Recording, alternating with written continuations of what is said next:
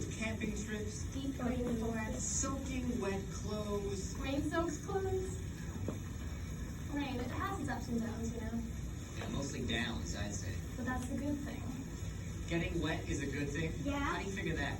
Well, thanks to the rain, BC has lots of water.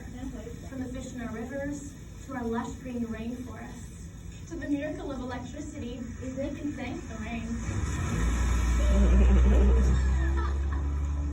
Thanks, rain. And the power of gravity. Yeah. Gravity? That's right. Power and gravity.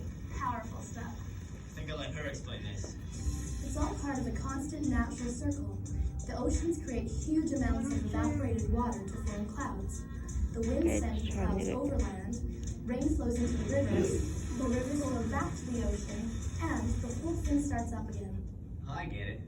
It's kind of like the rain's connected to the creek bed bed's connected to the riverbed bed's connected to the waterfall, and they don't have anywhere to go but down. That's right. Water and gravity have been at the center of it all since the last ice age, pulled out of here about 12,000 years ago. Whoa, that's even older than my dad.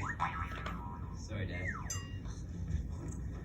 BC was once covered by a giant glacier, several hundred meters thick. Wicked.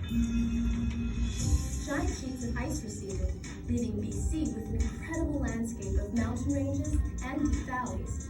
Perfect conditions for the creation of lakes and fast-flowing rivers. All that water was totally important to BC's first peoples. They understood the changing seasons and the life cycles of the salmon, which was their main source of food.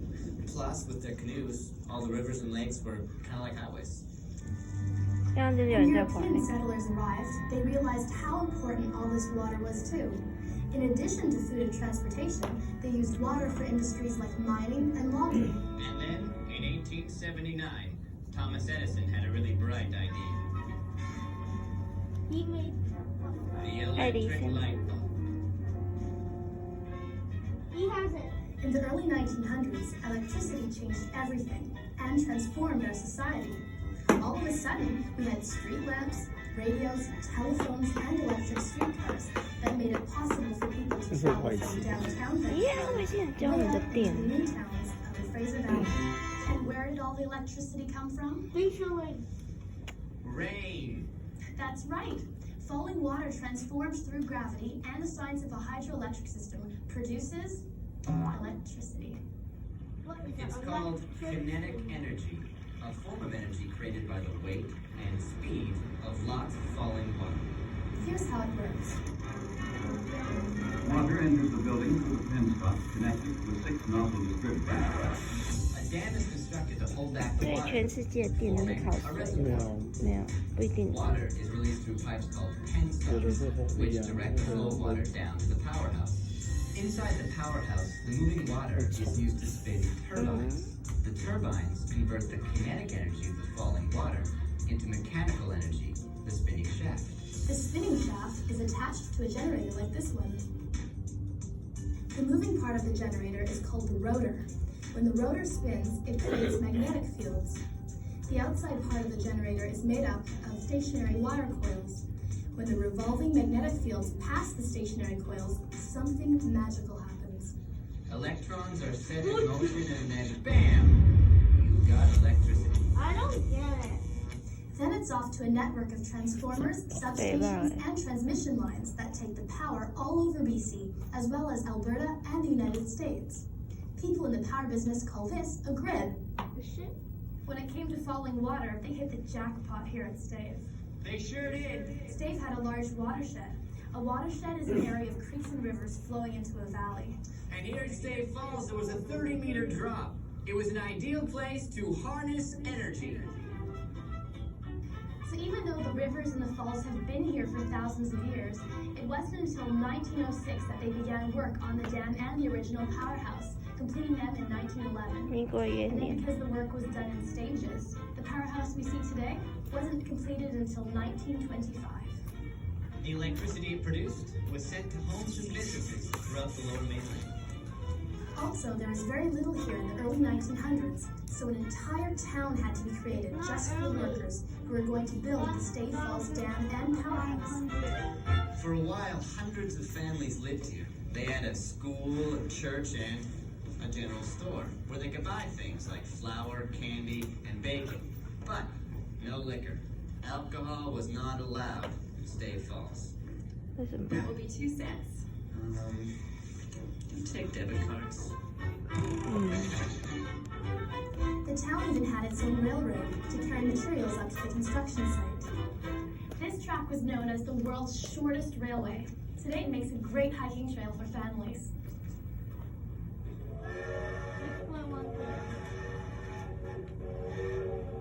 108. Except for these 2 old houses, the entire town of Stave is gone now.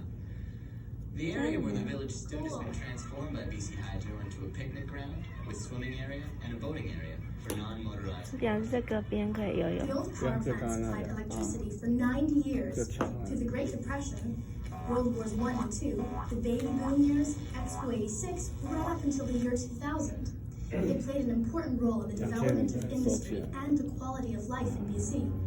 But by the late 1990s, the old plant became inefficient by today's standards and difficult to maintain. Construction of the new power plant began in 1995. The project involved building new intake tunnels, a switch yard, and a new powerhouse with modern equipment. With its new generators and turbines, the new power plant can make enough electricity to power about 55,000 homes, and it's 27,000 more homes than the original power plant. Thanks to modern, more efficient equipment, the new power plant generates almost twice as much energy as the old power plant, using the same amount of water as the original plant, and with only 2 generators instead of 5. The new power plant was in full operation by December 1999, and the last generator in the old plant was shut down for the last time on March 22, 2000, after supplying power to the province for 90 years. 90 days. When BC gets a lot of rain, we make extra electricity and sell it to people in Alberta and as far away as California. Cool. That power could be from Stave Falls. You bet. So, just think about all the times you flick a switch, press a button, or use electricity in 1,000 different ways every minute of every day. Then maybe you won't feel so bad when it clouds up all day. Don't tell me. I can thank the rain. This is BC. We've got power, and you can thank the rain for it. I asked you not to tell me. Today, people can come and visit Stave Falls all year round, rain or shine. There's lots to do. And now the new visitor center will provide hours of enjoyment while people explore its exhibits and interactive displays.